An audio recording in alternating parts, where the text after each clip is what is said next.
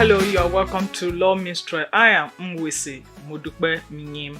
Want to look at terms in a contract of sale of goods, but because this will rather be long, we'll do this in two parts. We'll do the first part and we'll cover the terms, conditions and warranties, and then we'll do the second part, and that part will be covering exemption clauses.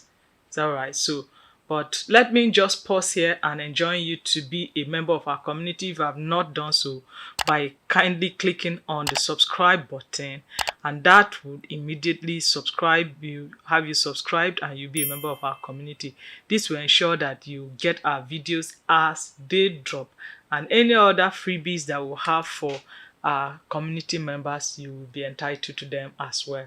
If you have loved our videos, or at the end of this video it has been worth your while, please do not forget, kindly give us a thumb up by clicking the like button, and if there's any comment you want to pass across to us, please do so in the comment section. I'll take a look at it and respond and act upon it where I have to. Thank you very much. So today I said we are looking at terms of a contract of sale of goods. We'll begin one of the most important aspects of the contract of sale of goods today, and we'll do so by looking at terms of contract. Specifically, we'll be looking at conditions as well as warranties in the first part, and in the second part we'll be looking at exemption clauses. In commercial law, the success or the failure thereof often depends on how we classify a term, whether that term is a condition, which is a fundamental term, the breach of which allows the party to consider or treat the contract as having been repudiated, or it is merely a warranty, the breach of which will not allow the party the leave to treat the contract as though repudiated, but will make him entitled to damages. We will examine how these terms are implied into the contract of sale of goods act, or sale of good law, as the case implies or as the case may be, and how the courts generally construe how these terms are drafted within the sale of goods contract. Now, how do we understand the contractual terms? Every contract is built in terms of terms. By that I mean every contract is built by the terms thereof. So these terms are the promises, the covenants, the obligations, or stipulations that define the rights or duties of the parties, as the case may be. So these terms of contract may be express, where they are clearly spelled out by parties, either in writing or orally. But where these terms are not clearly spelled out by parties in writing or orally, you will say that the terms are implied. They are implied when the law, the custom, or previous dealings of those parties insert them into contract, even if the parties did not expressly agree to such terms. So now, in one of our previous videos, when we were discussing hire purchase, I took out time to describe what an implied term is, and you will do well to look at that video. And we also did a video on consent that went in depth on discussing what an express or implied consent may be, when something is expressed or when something is implied. And you can just take a look at that video to broaden your understanding or perspective as to what implied or express terms could be. So in sale of goods contract, implied terms are especially significant. They are significant because they ensure fairness between buyers and sellers, especially where one party has a greater bargaining power than the other party. We now look at the legal basis and Nigerian statutory framework for this to understand what warranties and conditions are. So in Nigeria, the relevant statute that we will look at when we want to understand what a condition or a warranty in a sale of goods is the Sale of Goods Act of Nigeria, or the Sale of Goods Laws of relevant state, which the Sale of Goods Act of Nigeria, as we noted in our first lecture on the sale of goods, which is the video that is focused primarily on the contract of sale of goods, we noted in that video that the Sale of Goods Act of Nigeria is modeled after that of the UK, which is the Sale of Goods Act 1893 of the UK. Now, the Nigerian Sale of Goods Act, particularly section 11(1)(b) and (c) of the law, gives us our key definitions that we are looking at. The first gives us the definition of a condition, which is a stipulation essential to the main purpose of the contract, the breach of which gives the aggrieved party the right to treat the contract as repudiated. The second is a warranty, and the Act defines a warranty as a stipulation collateral to the main purpose of the contract, the breach of which only gives rise to a claim for damages. Now, we have looked at what the Act says a condition is. We have also looked at what the Act says a warranty is. Let's try to unpack what this means. What is the meaning and effect of a condition? That will help you understand better what the Act meant when it says that it is an essential stipulation in a contract, the breach of which would give a party the leave to treat the contract as having been repudiated. When we say that a term amounts to a condition, or when we say that a term is a condition, we mean it goes to the root of the contract. If that term is breached, the innocent party may reject the goods altogether and treat the contract as having come to an end. A very good example of this comes from the case of Bowles versus Shand. It's an 1877 case. The citation is given on screen. In that case, rice was agreed to be shipped in March and April. The shipment ended up occurring outside the stipulated period, and the court held that this was a breach of a condition, allowing the buyer to repudiate the contract. In Nigeria, in a similar case of Akoshile versus Ogidon, the authority supplied on the screen, a man sold a stolen car to an innocent party. The court held that the seller had breached his implied condition as to title, and the buyer was entitled to recover the price. One of the conditions inherent in a contract of sale on the part of the seller is that he has title to transfer to the buyer. If he does not have title to transfer to the buyer, this goes to the root of the contract. Why does it go to the root of the contract? Because a sale should occasion the transfer of the title therein the goods. But where the seller does not have that title ab initio, he cannot transfer a title he does not have.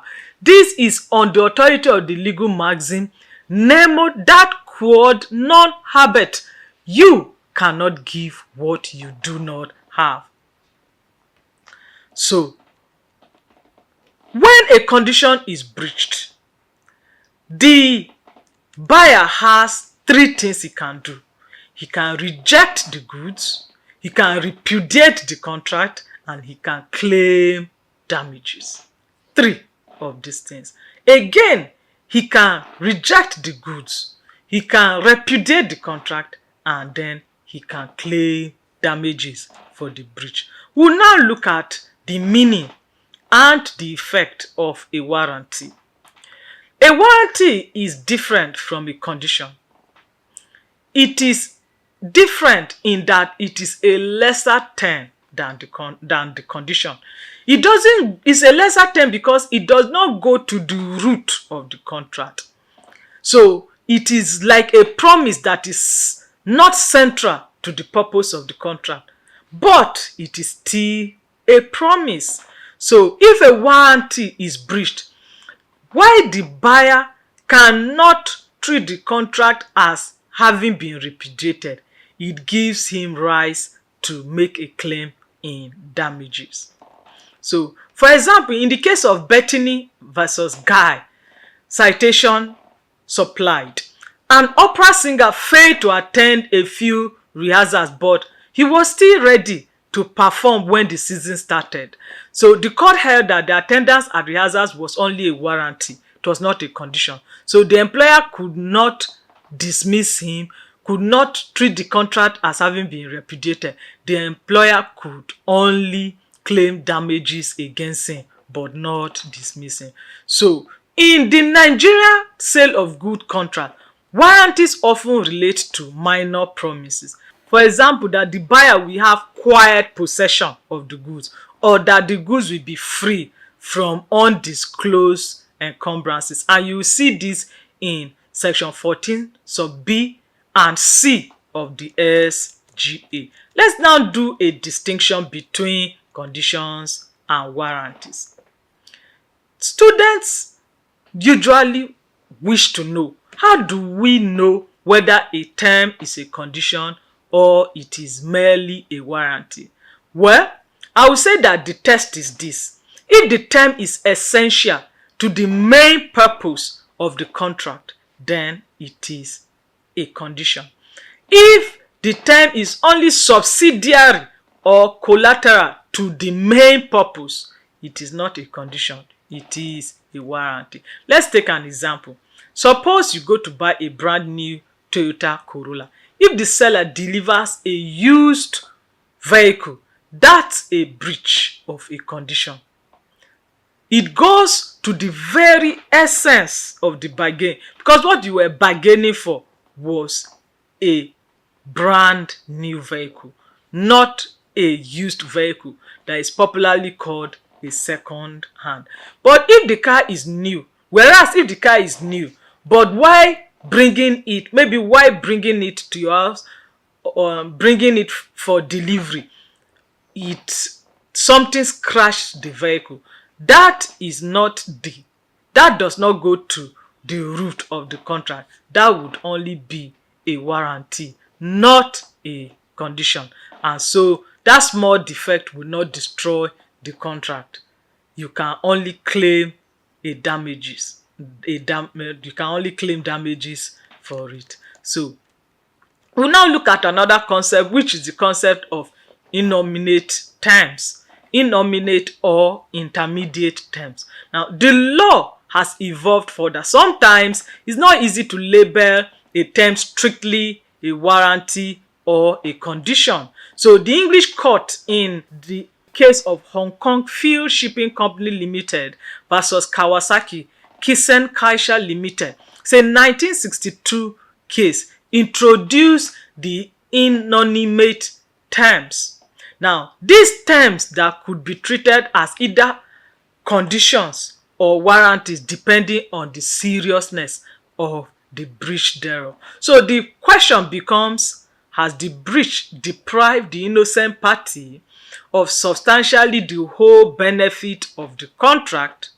So although the doctrine is not expressly provided for under Nigerian sale of goods law, Nigerian courts, by being common law courts, can and do normally apply such principles by analogy, especially in commercial cases where fairness demands flexibility. So that's why we decided that we'll treat those terms. So we'll now look at implied terms under the sale of goods law. Implied terms under the sale of goods law. As we look at implied terms, the law reads into every sale of goods contract unless the parties expressly exclude them. These are terms that the law would on its own read them into a sale of goods contract, except that agreement expressly excludes them. So we'll look one at condition as to title. Condition as to title, and you find this under section 14 sub A of the SGA. The seller must have the right to sell the goods. In other words, he must have title to the goods. If he does not, the buyer can recover the price and reject the goods. And we have seen this already in the case of Akoshile versus Ogidon, earlier cited. So that's a condition that as to title that the law will imply into a contract of sale. So another is the warranty of quiet possession and freedom from encumbrance, and you see this under section 14 sub B and C of the SGA. These are warranties, not conditions. They protect the buyer's enjoyment of the goods so that unknown encumbrances on the goods do not disallow him from enjoying his goods quietly. So then we look at condition as to correspondence with description. This is a condition, and you find this under section 15 of the SGA. Is a condition that the goods should correspond with the description that were given. This usually is relevant where a buyer selects goods maybe from a catalog. So the description that the goods were given is when the goods are delivered, they are expected to suit the description they were given, because it is that description that persuaded the buyer into entering the contract he has entered. So when you now bring or deliver goods that do not correspond with the description to which he assented, then you have breached a condition, and he can treat that contract as having been repudiated. If goods are sold by description, they must match the description. You see this on the authority of Valley versus Whip. The citation is supplied. In that case, the machine delivered was different from that which was described, and the court held it to be a breach of condition. In Nigeria also, in the case of Ogu versus Leventis Motors Limited, the seller described a car as new, but it turned out to be a second hand, not new. So the court held that the buyer was entitled to reject the vehicle delivered. So that case also became famous for its discussion of exemption clauses, which we will handle in the part 2 of this episode. We'll now look at condition as to fitness for purpose and merchantable quality. That goods should be fit for the purpose for which they were purchased, and that the goods themselves should be in merchantable quality is a condition, the breach of which would make the buyer to treat the contract as having been repudiated. So ordinarily, the doctrine of caveat emptor, which implies let the buyer beware, applies. But section 16 creates exemptions, and the exemption is that if the buyer makes known the purpose for which the goods are required. 2, if he relies on the seller's skill or judgment. 3, if the goods are of a type the seller supplies in the ordinary course of business, then the caveat emptor will not apply. The doctrine of caveat emptor, which places responsibility of the buyer on the buyer, will no longer apply. Then an implied condition arises that the goods shall be reasonably fit for the purpose he wants to use the goods for. For instance, you are a car dealer. Somebody comes to you. X is a car dealer, and then B comes to X. B is a novice. He comes to X, asking X, telling X that I want to buy a vehicle. I want to use it in transportation business. He will be applying Makurdi to Lagos State, which is a long distance. So he relies on X that X should choose for him a vehicle that is strong enough for him to carry on that type of business.